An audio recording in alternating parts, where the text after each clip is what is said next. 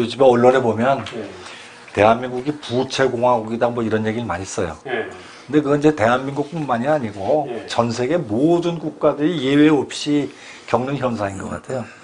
작년에 이제 BIS 국제결제은행 기준에서 국가별 부채 통계를 발표를 했는데 우리나라 이제 총 부채가 4,540조입니다. 이건 정부가 발행하는 국채, 기업이 그 회사채나 은행에서 돈 끌어오는 부채, 가계 부채, 이걸 다 합친 금액이 작년 말 기준 한 4,540조 되는데 이건 우리나라 GDP 전체의 한 237%에 달하는 규모입니다.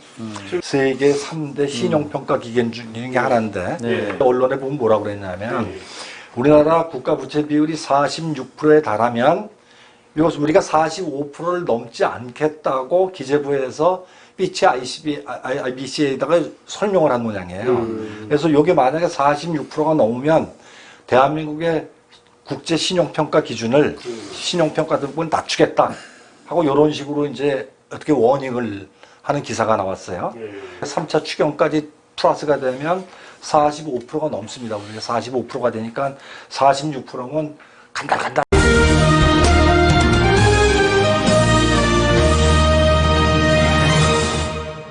안녕하십니까. 반갑습니다. 네. 국민 경제의 3요소를 어떤 요소가 있는지 또 어떻게 활동을 해야 되는지 그분들이 경제 활동을 하려는 그 주체, 하고 있는 주체는 우선 정부가 경제 활동을 하고 있고 기업이 하고 있고 가계가 경제 활동을 합니다. 그래서 이 세 요소를 경제 주체로 얘기하고 있고 그래서 경제의 3요소라고 부릅니다.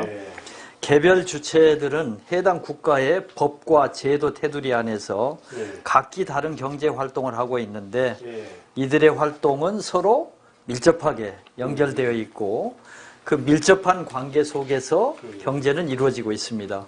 어떤 나라에서 개별 주체들이 서로 밀접하게 관련된 경제 활동하는 것을 총체적으로 세 주체가 총체적으로 경제 활동하는 것을 국민 경제라고 부르고 있습니다. 그때는 일단 생산을 하는 데죠. 제품을 생산하는 은행 같은 데는 그 서비스를 생산하는 데고 일반적으로 예를 들어서 빵 공장을 예를 들자면 밀가루를 사고 뭐 거기에 뭐 이제 뭐 뿌리는 어떤 뭐 설탕이나 이런 거 사서 가공을 해가지고 팔죠. 그럼 이제 다른 경제 주체, 소비자, 정부 이런 데가에선 사는 거죠. 그럼 이제 기업이 판매한 재화나 용역 매출 금액 중에서 일부는 종업원 봉급을 주고 밀가루값 주고 정부에는 법인세하고 이제 부가세를 납부를 해야 되죠. 가게는 기업으로부터 이제 봉급을 받았어요. 공무원들이라면 정부에서 봉급을 받았죠. 봉급받은 금액 중에서 일부는 소득세로 정부에 내고 물건을 사면 부가세로 정부에 세금을 내고 나머지 돈 갖고 소비활동을 하는 거죠. 이 소비활동은 기업의 매출이죠. 정부 입장에서 보면 기업으로부터 법인세나 부가세, 소득세를 징수를 해서 이게 이제 정부의 재정 수입이 되는 것이고 정부에서는 이렇게 징수한 세금을 가지고 공무원 봉급도 주고 도로 항만이나 뭐 이런 SOC 투자를 하고 저소득층에 대해서 복지 예산을 집행하기도 하죠. 이렇게 해서 이제 정부, 기업, 가게 이렇게 이제 경제 주체들 간의 상호 간에 계속 국민 경제 안에서 끊임없이 순환되는 그런 이제 사이클을 구성하고 있는 거예요. 경제가 좋다 그리고 나쁘다 뭐 경제 주체에 좀 이게 바뀔 수가 있겠네요. 그렇죠, 대표님. 그런 현상에 대해서 좀 설명. 코로나 19가 문제는 문제입니다. 국민 경제에 미치는 영향이 치명적이어서 기업이나 자영업자의 매출은 줄어들고 있고 기업의 활동이 위축되니 실업은 늘어나고 소득은 줄고 가계도 역시 힘들어가고 정부 역시 세금이 제대로 거치지 않으니 아주 죽을 맛입니다. 난국으로 치닫고 있습니다. 사정이 어려운 가계에 긴급 재난지원금을 지출하고 자영업자를 포함한 기업에 이전 지출을 늘려야만 하는데 정부 재정이 어려우니 국채를 발행해서 즉 빚을 내서 재정 지출을 충당하고 있는 것입니다. 요새 약간 좀 달라지는 경제 상황이 하나 있긴 합니다. 자가 생산하고 소비하는 패턴이 조금 생기기 시작했어요. 자가 생산. 그러니까 예전에는 뭐 다 자가 생산 소비 비슷했는데 이게 이제 자본주의 사회에서는 분업화해야 원가가 낮아지고 대량 생산되고 소비 패턴이 커지는데 코로나19 덕에 경제 규모가 적어지면서 내가 먹을 건 내가 농사를 지어야지 하는 자가 소비, 자가 생산. 예, 또는 뭐 집에서 옷을 내가 만들어 입어야지. 마스크 만드신 분도 많더라고요. 그렇습니다. 그래서 일종의 이제 요새 뭐 프로덕트 프로듀서 또는 컨슈머 합해서 뭐 프로슈머라는 얘기가 나오고 있는데 경제가 어떻게 발전할지는 아직은 뭐 예단하기 어렵습니다. 다만 이제 이 코로나 사태를 정부가 잘 유도해서 슬기롭게 넘어가게 만드는 일 중에 하나로 이제 지원 자금인데 과연 국채를 어느 선까지 발행하고 또 정부가 개인에게 어디까지 도와줘야 될 건지 그거는 전문가들이 분석을 해서 현명한 가이드라인을 만들어야 될 거라고 봅니다. 분석을 하는 전문 제가 보니까 초유의 사태라 없을 것 같은데 저기 걱정입니다. 보니까 걱정이고. 그 이제 아까 말했던 국가부채 지난 방송에서 이제 저희가 이제 국가부채 설명을 했지 않습니까? 이제 기업이나 가계 빚도 지금 엄청나게 늘어나고 있는 상황이고 이런 이제 실태에 대해서 저희가 이제 또 안 짚고 넘어갈 수가 없을 것 같아요. 이제 이 실태가 어떻게 되는지 소장님이 전문가 같으세요? 그러니까 얘기를 좀 해주시면 좋을 것 같습니다. 그러니까 이제 뭐 요즘 언론에 보면 대한민국이 부채공화국이다 뭐 이런 얘기를 많이 써요. 근데 그건 이제 대한민국뿐만이 아니고 전 세계 모든 국가들이 예외 없이 겪는 현상인 것 같아요. 작년에 이제 BIS 국제결제은행 기준에서 국가별 부채 통계를 발표를 했는데 우리나라 이제 총 부채가 4,540조입니다. 있는 정부가 발행하는 국채, 기업이 그 회사채나 은행에서 돈 끌어오는 부채, 가계 부채, 이걸 다 합친 금액이 작년 말 기준 한 4,540조 되는데 이건 우리나라 GDP 전체의 한 237%에 달하는 규모입니다. 세계 3대 신용평가 기관 중에 하나인데 언론에 보면 뭐라고 그랬냐면 우리나라 국가부채 비율이 46%에 달하면 이것을 우리가 45%를 넘지 않겠다고 기재부에서 IBC에다가 설명을 한 모양이에요. 그래서 이게 만약에 46%가 넘으면 대한민국의 국제 신용평가 기준을 신용평가 등급을 낮추겠다 하고 이런 식으로 이제 어떻게 워닝을 하는 기사가 나왔어요. 3차 추경까지 플러스가 되면 45%가 넘습니다. 우리가 45%가 되니까 46%면 간다. 지금 피치나 국가 신용도를 평가하는 기관들이 지금 이런 전 세계적인 이금한 상황인데 옛날에 그 잘 나갔을 때 그런 잣대를 지금 똑같이 된다는 게 이게 좀 문제가 있지 않냐 저는. 일반 이제 기업들이 우리 IMF 때 기업의 적정 부채 비율이 몇 프로냐, 자기 자본 비율이 얼마가 적당하냐 이거는 그 상대적인 개념입니다. 근데 이제 우리나라뿐만이 아니고 최근에 유럽의 상당수 국가의 국가 등급을 다운시켰어요. 이미. 그러니까 이제 다른 나라는 강등을 시켜놓고 우리나라만 그냥 둘 수는 없죠. 그러니까 우리나라도 같이 떨어지게 되면 아마 전 세계 국가가 다 그렇다 그러면 지금까지 얘기하던 뭐 트리플 A니 더블 A 플러스니 뭐 이런 기준을 새로 만들어야 되겠죠. 새로 만들어야 된다는.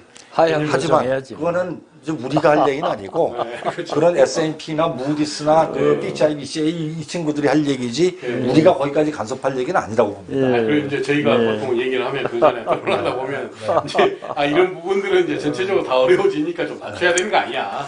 근데 친구들이 이제 문제는 이제 뭐냐면 이제 BIS 통계로 보면 정부 부채가 우리가 759조인데 우리나라 이제 국가 부채를 계산하는 기준이 뭐 OECD 다르고 BIS 다르고 IMF 뭐 이런 데가 좀 달라요. 근데 이제 그 공기업 부채를 사실 우리나라는 좀 숨기고 있다 이런 얘기들이 있어요. 그래서 이제 BIS에서는 뭐냐면 우리나라의 정부 순 부채는 759조지만 공기업 부채는 정부가 지급 보증을 100% 써준 겁니다. 예를 들어서 산업은행 같은데 정부 지분이잖아요. 산업은행이 자빠지면 대한민국 정부에서 다 덮어써야 됩니다. 그래서 그런 부채까지 감안하면 굉장히 조심해라 하는 워닝을 하는 거라고. 가계부채인데 가계부채는 뭐 지금 1600 1611조가 넘었더라고요. 가계부채가. 네. 그래서 이제 심각하네. 이게 뭐 작년 말보다 지금 금년도에 벌써 1, 4분기에 11조가 최근에 늘었어요. 네, 네. 그래서 이것도 참 걱정이 되고 그 기업들도 좀 죽을 지경이죠. 근데 기업 4월 말에 이제 은행권의 기업 대출 단액이 929조인데 4월 한 달 동안에만 27조 9천억이 들었어요. 야. 뭐 그다음에 지금 자영업자들 대출하겠다고 스탠바이 하고 있는 금액. 그럼 앞으로 이제 이게 이 국가가 됐던 가게가 됐던 기업이 됐던 부채 비율이 이제 엄청나게 늘어날 텐데 참 이게 참 걱정입니다. 코로나19 때문에 정말 기업이든 가게든 뭐가 국가는 또 세금이 안 걷힌다면서요? 문재인 정부가 출범 초에는 굉장히 해피했어요. 전부 세수가 그냥 뭐 넘쳐났어요. 그런데 이제 금년 세수가 아마 18조 정도가 지금까지 징수한 기준입니다. 그러니까 네. 연말까지 가면은 세수가 당초 예상보다 얼마가 더 빵꾸가 날지는 아직은 모르는 거죠. 네. 참 빵꾸가 날 수밖에 없는 상황에 참 정부가 잘 버티고 잘 해줘야 될 건데. 예. 그러면 이제 잘 버티고 잘 해주려면 이게 빚 관리라고 하죠. 네. 빚 관리를 어떻게 해야 되겠습니까, 대표님? 예. 빚을 관리한다는 거 뭐 상식적으로 얘기하면 많이 벌고 많이 벌고 많이 적게 벌 수가 쓰고. 없잖아요, 지금. 문제가. 빚 관리는 뭐 그렇게 해야 되는데 네. 상황이 만만치 않네요. 네. 돈을 빌려주고 있는 은행의 그렇죠. 경우도 보면 네. 은행은 예금자의 예금으로 대출을 해주고 있는데 연체 비율이 늘어나면은 예금 이자도 문제지만 그렇죠. 원금을 망실할 우려도 있고 네. 그래서 이제 악순환이 될 수 있습니다. 네. 경제는 굉장히 어려워지는데 우리 아주 시쳇말로 비 오는 날 우산 뺏기는 이런 일이 생길 겁니다. 그 뭐 날이 맑으면 우산 가져가라고 얘기를 하게 되고 지금 은행이 다 그러지 않나요? 비 온다 우산 뺏어가잖아요. 네. 은행은 그렇게 해야죠. 뭐 은행이 원금을 날려서 네. 예금 파산이 일어나게 하면 안 되죠. 그러니까요. 예, 그럴 수밖에 없는데 네. 그럼 이제 이런 혼란을 막기 위해서 정부는 은행에게 뭐 대출을 좀 완화시켜서 연장해주고 이자도 좀 내려라 여러 가지 얘기를 하죠. 그래서 은행이 그걸 감당할 수 있으면 좋은데 그게 감당하기 어려우니까 결국은 이 비상 시기에는 경제 주체들이 각자 알아서 살아가야 될 것 같아요. 각자 도생해야 된다. 그런 길밖에 달리 설명하기 어려울 것 같습니다. 예. 특히 5월 28일 한국은행 금융통화위원회에서 통화정책 방향 회의를 했습니다. 예. 코로나19 사태로 인해서 경제 충격을 어떻게 이겨낼 것인가. 결국 뭐 이자 낮춰주자. 이자 낮춰주는. 네, 그래서 0.25% 인하한다는 발표를 했죠. 그러나 경제는 순환 구조입니다. 순환 사이클인데 어느 날 내려가면 어느 날 올라가게 되니까 결국 이자도 언젠가 금리는 오르게 될 겁니다. 그걸 감당을 해가면서 앞날을 대비해야 되겠죠. 확장 재정 정책과 한국은행의 통화 정책 완화 등으로 시중에 돈이 너무 많이 풀리고 있습니다. 예. 돈이라는 거는 필요한 만큼 있으면 좋은데 그렇죠. 물건 10개이고 돈이 10개이면 괜찮은데 물건은 10개이고 돈이 20개이면 물건값이 2배로 오르겠죠.